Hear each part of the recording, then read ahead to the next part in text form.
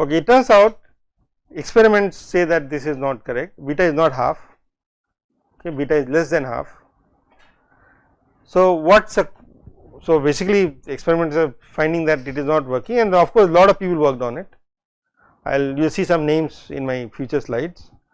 So, what went wrong in Landau theory? So, let us try to motivate what is wrong with Landau theory. Okay.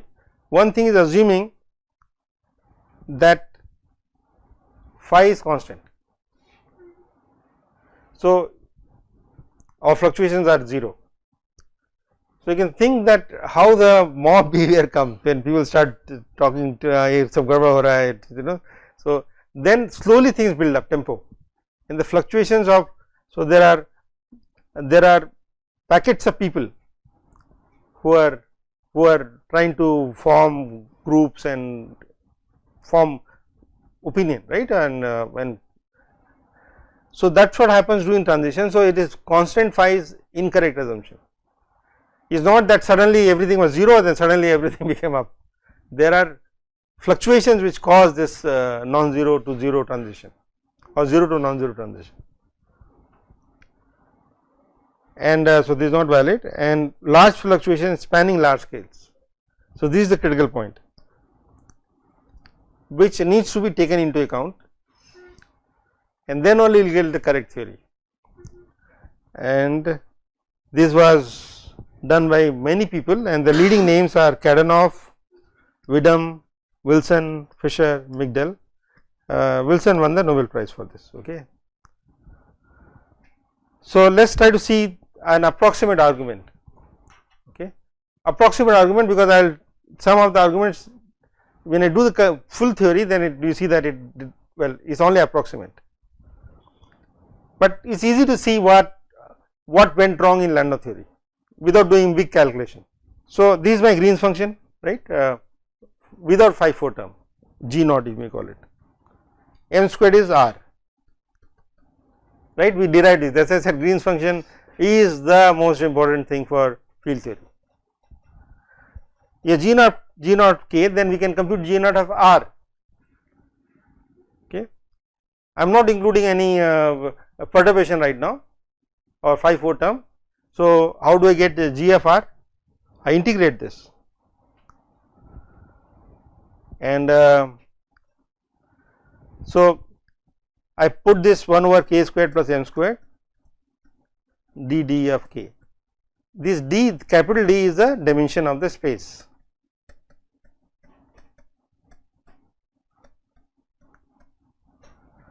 Now, this integral is doable. I mean, we did this in the past. We have to choose z axis along r, and then you do the integral is doable, but often we do not need to do the integral. Well, so I did this integral, and in fact, I have derived this e to the power minus m r, and this r to the power, well, I did it for 3D, then I said it is 1 over r.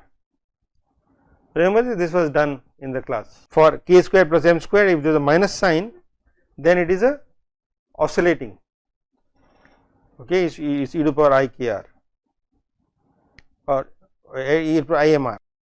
M is a parameter. So, I integrate over k, so k cannot be there, e to the power I m r. So, with this there are poles at I m and minus I m. So, we did this integral. Okay. So, please make sure that you know how to do the integral, but this part you are kind of getting from the dimensional analysis. We did it for 3, but 2D I said is difficult, it involves Bessel function, and the 2D integral is not straightforward for d equal to 2. But we can argue this from dimensional analysis for d equal to 2 and d equal to 4. D equal to 2 is tricky because it involves Bessel function. So, what can we do what can you argue from dimensional analysis? So, what is the dimension of this integral? So, it is d dk by k squared plus m squared. What is the dimension of d dk? Is k to the power d divided by k squared. M squared and k squared should have the same dimension. We are adding quantities of the same dimension. Please remember, you can't add the quantity of 2 different dimensions. An exponential or sine or cos is taken for a argument with 0 dimension or dimensionless quantity. Okay. So, this quantity must be dimensionless, M r is dimensionless. So, M has dimension of 1 by length, which is correct here, M has dimension of 1 by length, M is dimension of k. Okay. So, a lot of it you can just do it by dimension analysis, you do not need to do the integral. But you see here what is the dimension now. So, this is the k to the power d minus 2. I am integrating k, so I cannot write in terms of k, I have to write in terms of r. So, there will be r to the power 2 minus d, which is here. I bring it down, so it is r to the power d minus 2. So, this is a form for g of r without any perturbation. Okay. I did not include u phi 4. Now, if that is the case, so you can see the correlations. So, u g of r is same as correlation. I told in the class, well before that. So, this one is telling you that my gr is, this is a power law, okay. For d greater than 2 it is decreasing, and but this part is exponential, it is shielded potential. We discussed that, this shielded potential, and what is, so this guy is following something like exponential, something like this. Okay. So, the here the length scale will come from, one length scale will come from here, in fact length scale will come only from here, this does not give you length scale, power law does not give you a length scale, length scale will come from here, and what is the length scale? It is 1 by m, which is correlation length. Okay. So, this is 1 by m or 1 by square root of r, right, m squared is r naught. Okay. Now, I said the Green's function is same as correlation function in equilibrium. So, now we need to see these fields are correlated in this scale, right. Imagine m is small, then this there will be this guys are basically will go like that. So, in this region the field is correlated. So, my zeta is the correlation length, and this guy will look like zeta to the power 2 minus d, I take it up. Okay. So, I am making only hand waving argument, but this is dimensionally correct, not precise because I am ignoring the phi 4 term, but it will give some idea right away. Now, what happens for d equal to 1? Put d equal to 1, this correlation is zeta, and if zeta is large, if m is small, zeta is large, then it is strongly correlated system. Okay. What happens to d equal to 2? Is constant. Okay. So, you can see in 1D and 2D there is strong correlation, but in 3D it becomes 1 over zeta. Okay. It is like correlation is weakening if okay. So, this 1 over zeta if zeta is large. So, correlations are weakened after d equal to 2, beyond 2 equal to 2. So, between 1 and 2, and these are only approximate arguments, and do not take it too seriously, but this is telling you that d equal to 1 and 2 order is very difficult to break, and phase transitions are not possible in 1D and 2D. Equilibrium phase transitions do not happen in 1D and 2D. Okay. And this is a theorem. Okay. The theorem is called Mermin-Wagner theorem. Okay. The proof is more complicated, but you get an idea here that this correlation is strong in 1D and 2D, and that is one reason why we are not going to get phase transition in 1D and 2D. Okay. But in 3D is possible, but still it does not tell you how big is the fluctuation. It is telling you that there is order in 1 and 2D, and it is coming from Green's function. Now, assuming the same form of phi, my phi I can argue is like zeta to the power, I take square root, I am doing a lot of hand waving. So, phi will be 1 minus d by 2 from here. So, assuming this phi, I estimate the nonlinear term. So, let us estimate the nonlinear term, this one. Well, I am doing in a different way, but you can do that way as well. So, here okay, we can do in both ways. So, this is going to be x to the d.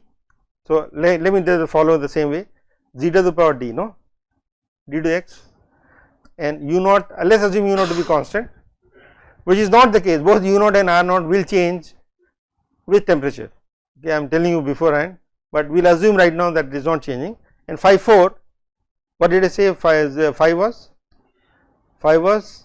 zeta to the power 1 minus d by 2. So, I put this phi 4 will be zeta to the power 4 minus 2d. So, this makes it zeta to the power 4 minus d. Okay. So, this is what you got. So, the nonlinear term, if I integrate, is like zeta to the power 4 minus d. If I put d equal to 3, then I get strong nonlinearity. So, nonlinear term is pretty big if zeta is large. Okay. So, it can't be ignored. So, Landau goes wrong here, that he is ignoring nonlinear term, which is not possible. So, Landau by the way keeps the nonlinear term only to get the transition, but he ignores the fluctuation. So, this term is like including the fluctuations. Okay. So, I am waving a lot of hands, but we will do it rigorously later. Okay. So, this is what we will do in later term. So, this is what it says, the nonlinear term, the fluctuations of nonlinear term cannot be ignored. This term I need to do the fluctuation, in fact, this term also has to be kept. This term is the same order as that. I am not writing it here. This term is k squared, phi squared, you can do the computation. This term and these terms are same order. So, Landau says grad phi, ignore it? No, it can't be ignored. What about h? This factor will come again and again, 4 minus d will come later. The h phi we can also get, so nonlinear term is unimportant for d greater than 4, yeah, so this is important point. So, d greater than 4, this will go to, let us say d is 5, then 1 over zeta, this goes to 0 for large zeta. Okay. So, this thing again will come in future in more rigorous way. Now, let us look at this h phi term. H phi term will be zeta d, and h is constant, I create constant, 1 minus d by 2, phi is 1 minus d by 2. So, this becomes d, so there is 2 here. So, we get zeta 1 plus d by 2. So, this source term h phi is always important. Okay. So, we have 3 factors, well 4 terms, okay, r naught, c naught, u naught and h, 4 of them, and it turns out for our calculation we need to see which ones to keep, which ones to ignore. So, these are the questions we are going to ask, we will answer in future. So, it turns out h has to be always kept, but u naught keep sometime, do not keep sometime, or it does not matter sometimes, it matters sometimes, okay, and r naught will always matter. Okay. So, these are some answers which we will discover.